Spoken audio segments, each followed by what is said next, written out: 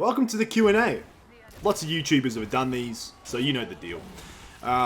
This has been a long time coming. I've done so many posts where I asked for questions, and now I finally got like a nice list that I can go through. It'll be like a 20-minute video.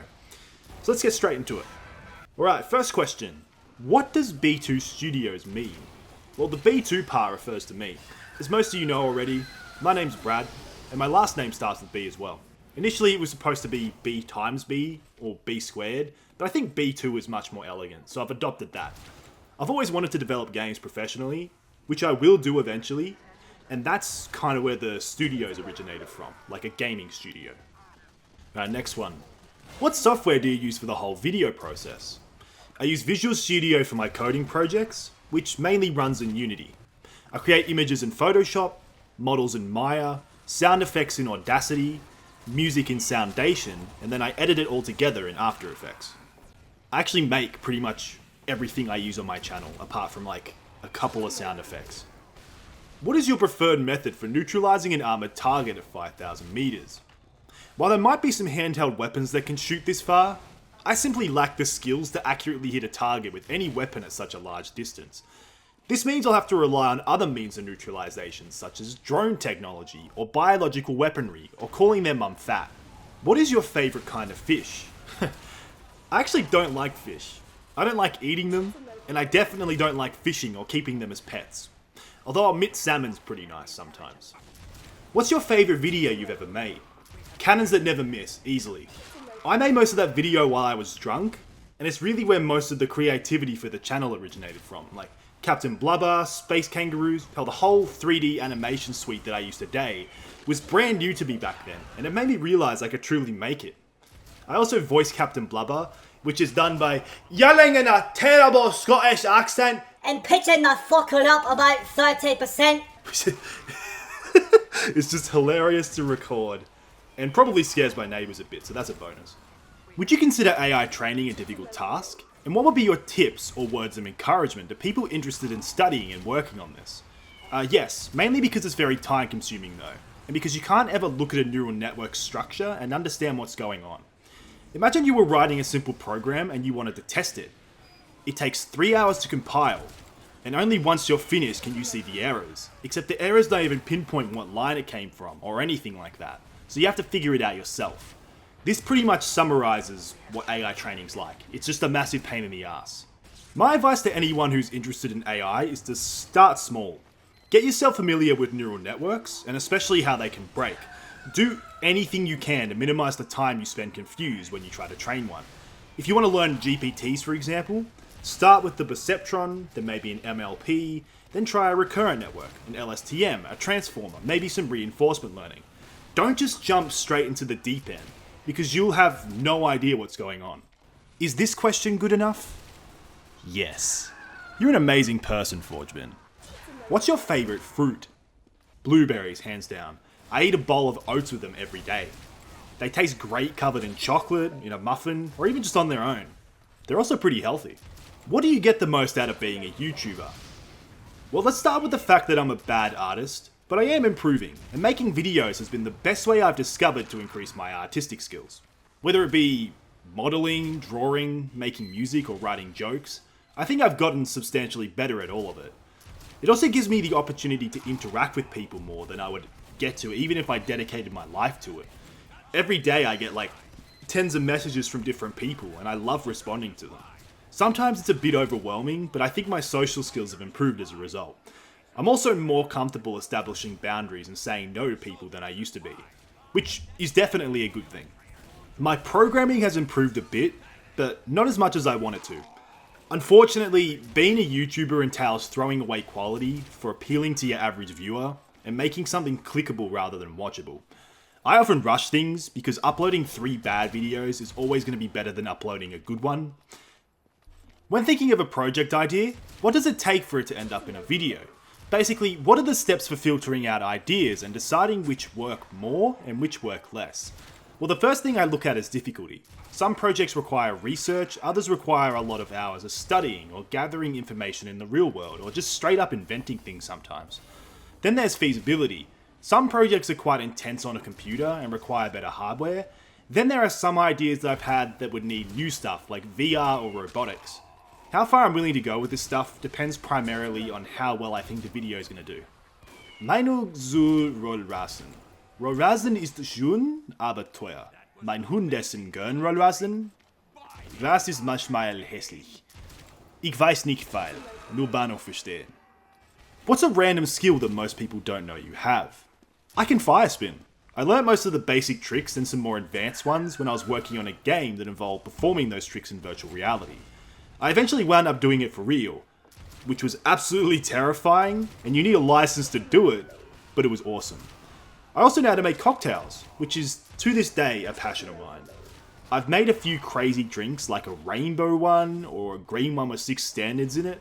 I also learned how to cut a pineapple just so I could make a better pina colada because I love them.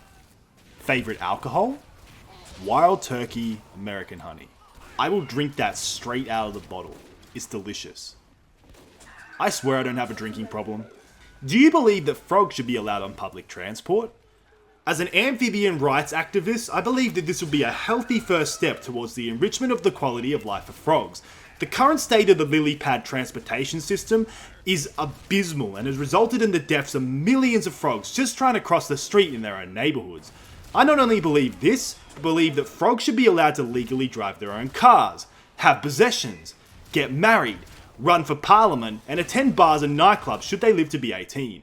The current treatment of frog livelihood borders on segregation, and I will do everything in my power to steer this beautiful country towards a pro-frog future. I'm sorry if that was a bit long-winded. Right, back to the serious questions. Would you rather eat an entire cactus or be microwaved for 3 seconds? I'm gonna have to go with being microwaved because I'm pretty sure I could survive 3 seconds of microwaving. But eating an entire cactus would be extremely painful and would probably kill me in some way. That being said, I think fitting inside a normal microwave would involve me completely crushing myself, so if that's the case, then I'll take my chances with the cactus. What's the sponsor for this video? Dude, seriously? Do you actually think I'd put a sponsor on this? What kind of YouTuber do you... War Thunder is one of the most complete vehicle combat games ever made, which you can now download for free on PC, Xbox, or PlayStation. There are over 2,500 tanks, planes, helicopters, and ships to choose from the 10 major nations depicted, ranging from biplanes and cars of the 1920s to the fighter jets and battle tanks we see today. Once you start, you'll find yourself inside a realistic combat experience, where the detailed vehicles, realistic graphics, and the authentic sounds will immerse you in the most powerful war machines in our history. War Thunder has one of the most sophisticated damage models in games today. Every vehicle is modeled down to its individual components, which are all vulnerable to damage from enemy fire, and change how your vehicle functions should they be disabled. Personally, I'm a big fan of the ship fights. When I first heard the cannons on those things go off, it genuinely surprised me how powerful it sounded. Join over 70 million players in epic PvP battles worldwide, and delve into the incredible experience of War Thunder. There is simply no game better suited for fans of military history. Play War Thunder for free on PC, PlayStation, or Xbox now by using my link in the pinned comment or video description. New and returning players that haven't played in 6 months will receive a massive welcome back bonus pack across all platforms that includes some premium vehicles, the vehicle decorator Eagle of Valor, 100,000 silver lions, and 7 days of premium. This is for a limited time only, so don't miss it. Thanks to War Thunder for sponsoring this video. What are your plans for the future? Lately I've basically been spamming the Ragdoll AI videos, but I don't plan on continuing with them much longer. I'm going to try and make this boxing AI I've got planned, but other than that I think I'm nearly done with the concept. I'm actually a game programmer, and that's where most of my skills are. I'll take a stab at some generative AI as well, but most of my future videos will be about game programming rather than AI. I also have a lot of experience with VR, so I'll definitely look into programming some things for that as well. Eventually, I think I'll return to some of my older videos to make some improvements or second versions for them.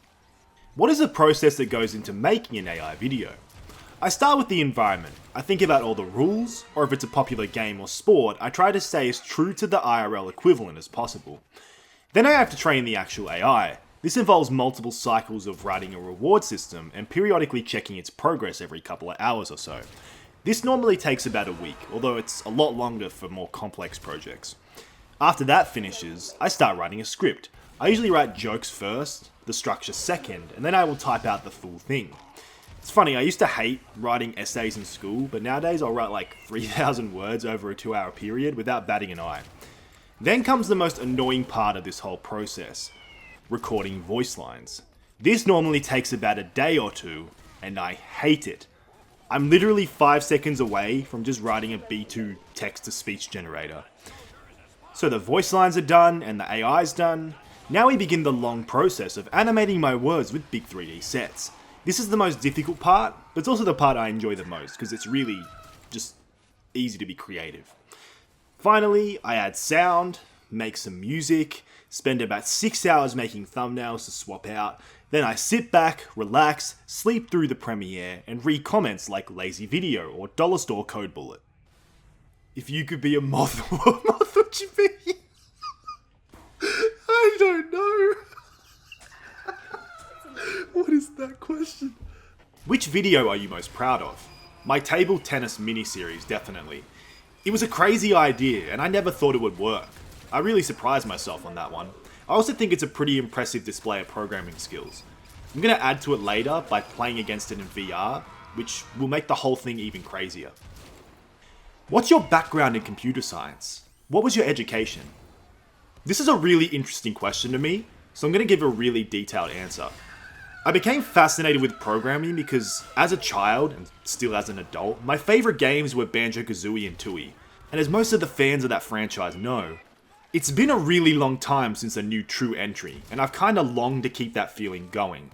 So I started trying to recreate the games myself. When I was in primary school, I didn't know how to program, so what I did instead was I made PowerPoint presentations. But I set them up in a way that they could be played like games. So I had like a maze game, I had a shooter where you could kill enemies, a couple of quiz shows, stuff like that.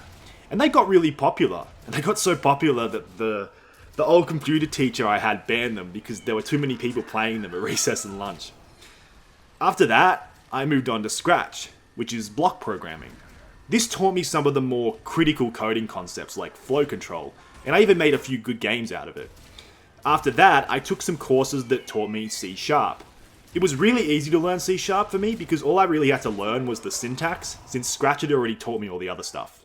Moving on, I loaded up on IT classes in college and I learned a wide range of skills from there.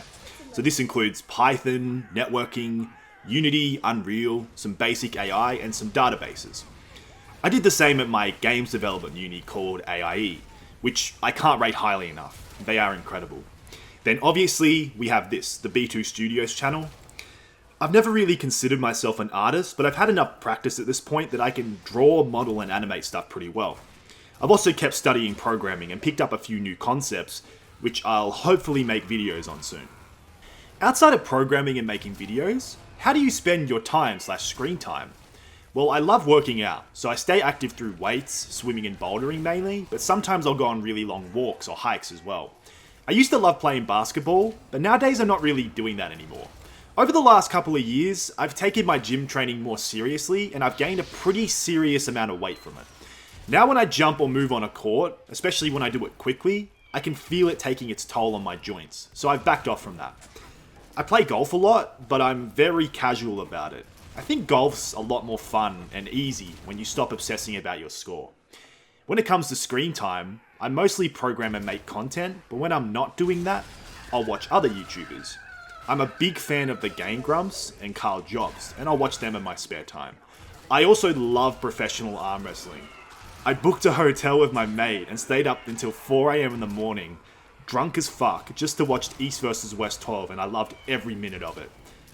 I was a huge gamer when I was younger, but I don't really do that anymore. This video is an exception, obviously, but I spend most of my free time elsewhere. Do it fart. Do what fart? Do me fart? Yes, me fart do.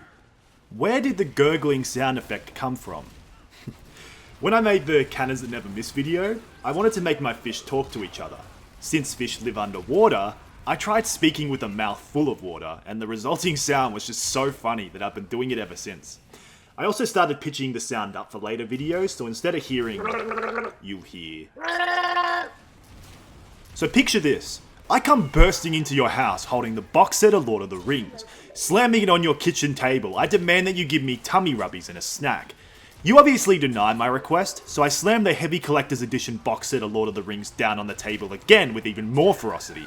I can see it'll be futile, so I start rummaging and scavenging and ravaging the fourth drawer down looking for AAA batteries. I find the sewing kit. I take the sewing kit. On two legs and one arm, I scramble towards the front door. Just before I leave, I ask, so, bowling Tuesday? Yes or no, Fishman? Yes or no? I mean, you're gonna have to be more specific. Do you want to go on Wednesday night? Was this some sort of mating ritual? Are you gonna give me my sewing kit back? How you answer determines my decision. What AI content creators have inspired you the most? Sethling was my initial inspiration for getting into AI and reinforcement learning, and I'll always have a soft spot for his content. I was a huge Minecraft nerd in my teens, and Sethling definitely catered to my interest in Redstone. Primer isn't really an AI content creator, but I love his visual style, and it's something I've tried to emulate when I first started out. Nowadays, my visual style's evolved away from that into this crazy 3D world building, but I always try to keep things looking sleek and simple like his stuff. Code Bullets inspired me on a more personal level. I've had the pleasure of chatting with him in the past, and he's given me advice on things like handling criticism, where to apply effort as a content creator, and just how to deal with the more negative or even political aspects of the job. And on top of that, he's one hell of a YouTuber. Sebastian Lage, I'm sorry if I'm mispronouncing that, is another who isn't really an AI content creator, but if you watched his videos, the man just oozes intelligence, and in particular, the structure of his videos is definitely something I've taken notes on. Can the ragdoll play stick and ball sports, like cricket or baseball? I get this question a lot. Yeah, it definitely could play those sports. It's just insanely hard to do. Not only is this kind of thing a technical nightmare, but it would require an insane amount of computational resources to pull off. Stick and ball sports usually involve a large group of people, so you're talking at least 10 AI running simultaneously. 10 really complicated AI as well, because they have to be able to perform a variety of skills. On a scale of 49 to 72.3, how similar would you say your video making process is to the way a tiger hunts its prey? Well, tigers are meticulous workers, and they hunt their prey in an intelligent way. If we consider that my videos are like prey, and that I'm like a tiger, I'd give myself a score of about 65.8. I would rate myself higher, but sometimes I rely on others to get the job done, behaving more like a lion. How much have you experimented with making AIs using something other than PPO? I've studied DQNs to the death, and I think I could implement a convolutional rainbow DQN for future videos that would be able to play arcade games. I've also implemented DDPG, TD3, Soft Actor Critic, but I've always found that PPO works better. If you look at my old videos, you'll find some evolutionary algorithms that I've sprinkled in as well. Recently, I've started looking at some more advanced methods like multi-agent reinforcement learning, or AlphaZero, but I haven't implemented those yet. I've also had a look at GPTs, but I haven't done enough research on them to decide what I want to do. Most of your AI training results in different kinds of flailing. Do you suppose there's a fundamental flaw in your simulation or learning algorithm? The main flaw is the time pressure on me. My AI jiggle around because I want them to get results really quickly, so I bump the exploration rate up really high, which causes their baseline actions to get disturbed with a lot of noise. Even when I turn the exploration off, the AI still has this jiggliness built into them. For my upcoming boxing AI, I've made several improvements to the ragdoll and the algorithm that should reduce this, but you're going to have to be patient. It's going to take a while to train. Could you make a game? Absolutely. I was trained to do this. I have a Bachelor of Games in Virtual Worlds, like a degree in video game creation, which sounds like a joke, but it definitely isn't. As I said earlier, my favourite games are Banjo-Kazooie and Tooie, and I've always wanted to make my own game in a similar style to them. I think, with the skills I've learned over the years, I could probably make Banjo 3 on my own if I wanted to. Hell, if the rumours are true, and there's a studio working on it right now, fucking sign me up. I'll do it for free, I don't care. Even if there isn't, I will definitely end up making my own someday. Not with Banjo IP, obviously, but a game that uses the same core mechanics and adds my own craziness to it, which I have in spades. Main in TF2? So back when I was a gamer, I was pretty serious about it. I had a pretty hefty practice routine consisting of rollouts, MGE, and aim training, and I even played on a team over at OzFortress which had a prize pool. My main was Soldier, and being more specific, Roma, but I was also really good at Demo and Scout. Nowadays, I'm still decent at Soldier, but I'm nowhere near as good as I used to be. Alright, I think that's enough questions for now. This was really fun. and scary. I know I'm pretty established as a YouTuber, but as you can probably tell, I'm very raw and I'm very new to this sort of thing. Hopefully I can get more practice as the channel continues to grow, but until then, thanks for watching and have a good one. Shout out to War Thunder again for sponsoring today's video. Make sure you use my link in the pinned comment or video description to register. Remember, you'll get a massive bonus pack if you're new or haven't played in 6 months, which is full of premium vehicles, in-game currency and more. Don't miss out.